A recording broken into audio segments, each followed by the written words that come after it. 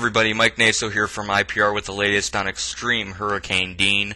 Taking a look at the Atlantic, Dean is really the only player in town, and you can see it there getting very intense and nearing Category 5 intensity. Recon's been zigzagging all around the storm for the past 24-36 hours, finding it continues to be one of the more intense hurricanes we've ever seen in the Caribbean Sea.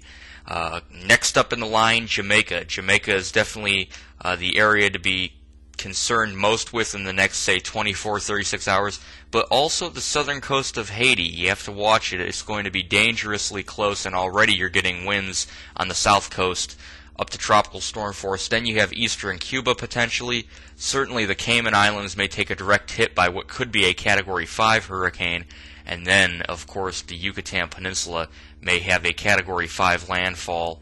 And even if you're in western Cuba, you have to keep a close eye on it. And this is all going to be progressing the next, say, 2 to 3 days. But those areas shaded in red are definitely the areas. And we now have hurricane warnings along the coast of Haiti, Jamaica, the Cayman Islands, and watch out for watches and warnings in the Yucatan and in western Cuba.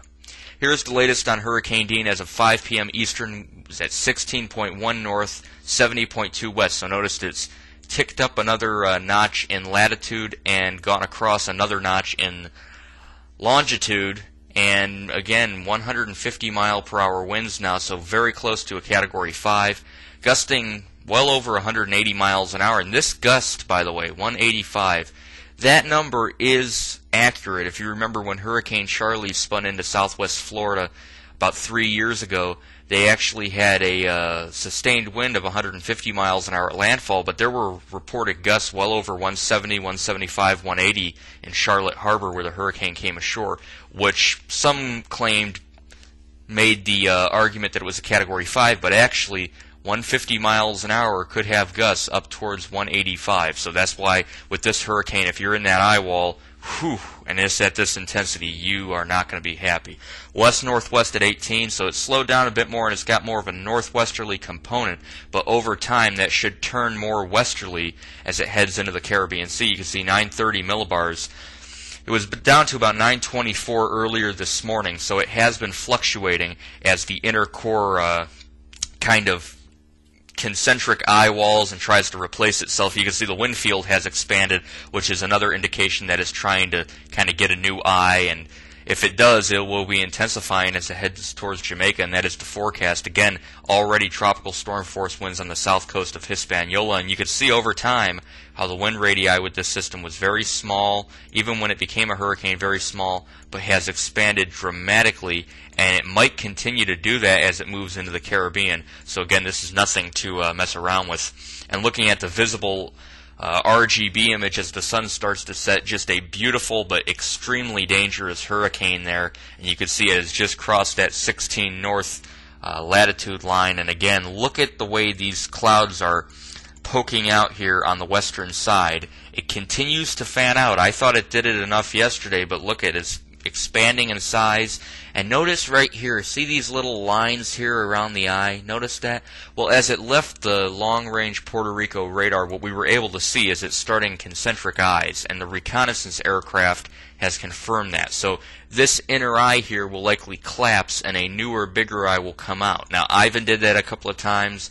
Most hurricanes do, and so the hurricane may fluctuate 140, 150, 160, 145, 155 over the next several days as it moves through the Caribbean. The bottom line, though, is that it's an extreme hurricane, and it could even become a catastrophic Category 5 over the next several days. So this is absolutely nothing to mess around with. Again, taking a close-up look at it, look at these thunderstorms blowing up as the sun hits it. It continues to expand all around the circulation, and certainly right here is where you have those winds right now, 150 miles per hour. And again, it looked earlier like it might start to weaken, and again the concentric eye walls, but no, Recon went out there and said it's 150 miles an hour. So it is a very powerful Category 4 hurricane. Now, as for the track, you can see over time the models are in very good agreement that the hurricane will continue pretty much straight over Jamaica, and that's going to be very devastating. From there, not all that much difference today. You can see they're varying very good agreement, somewhere between, say, Chetumal, Mexico, with the Canadian, further north with the GFS in Cancun. That does put the Yucatan Peninsula, say Cozumel, Cancun, Chetumal, Mexico, all at risk. From there, anywhere here south of Tampico all the way to South Texas has to be on the lookout here. But it does look like northern Mexico is the most likely scenario for this hurricane, as again, it could be a Category 5 by the time it gets over the Caymans and the Yucatan, and even a strong 3, maybe even a Category 4 over the Gulf. It's not out of the question that it can't hit Texas, but right now, if I were in Texas, I'd be breathing a little bit easier. You can see Hurricane Charlie in 1951, a different Charlie, not the Charlie from 3 years ago. That was a Cape Verde hurricane that started way out here and continued through, and as it came through, it became a hurricane and hit Jamaica dead on as a Category 2 before hitting the Yucatan and mainland Mexico as a Category 3 and 4. That hurricane's a little bit like this one. Of course, Gilbert's probably the most like it in terms of where the track is, although this hurricane's much stronger than Gilbert was at this time. Gilbert developed as it was coming into the Caribbean in September of '88.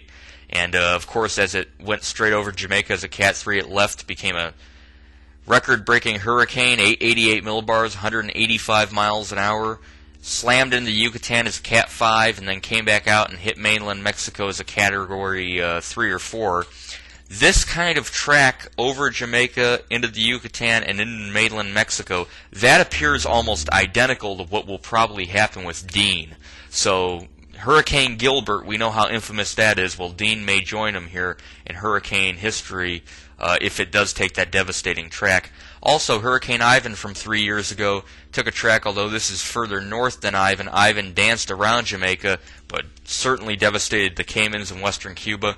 Dennis took a track north of Jamaica and devastated Cuba. And, of course, Emily took a track a little bit further south of this, but still was a Category 5 hurricane near Jamaica and hit the Yucatan as a Category 4. So the impact here may be similar, maybe worse than Emily, although Emily hit Cozumel, as did Wilma as a Category 4. Cancun, even for the United States, Cancun is a big destination all over the world, and it'd certainly be devastating if a Category 5 hurricane hit Cancun, as it does look like it will do. You can see the upper level pattern here with Hurricane Dean is phenomenal. It has an upper level low out here in the Atlantic, continues to feed into it and ventilate it, and then upper level low over Florida that continues to vent it. And as it heads towards Jamaica, again, fluctuating in an extreme intensity in the next several days, but probably will become a Cat 5. The bottom line with this is that the reason why the GFDL had the hurricane coming into Louisiana yesterday and has now shifted south, and all the models have it moving south, this upper low here, which, by the way, yesterday was here, so it's moved a good deal.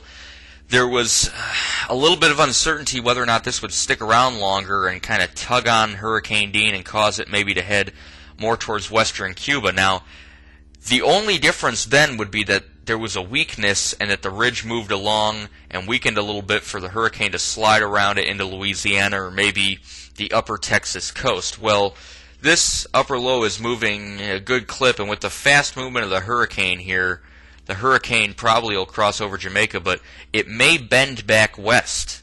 As this upper low gets away, that ridge is going to build in, and it's going to be very hard to get this hurricane to come to the United States. So it is good news for the United States, bad news for the Yucatan and northern Mexico. If you're in Texas or Louisiana, keep a close eye on Dean. This is a very serious hurricane, absolutely nothing to mess around with.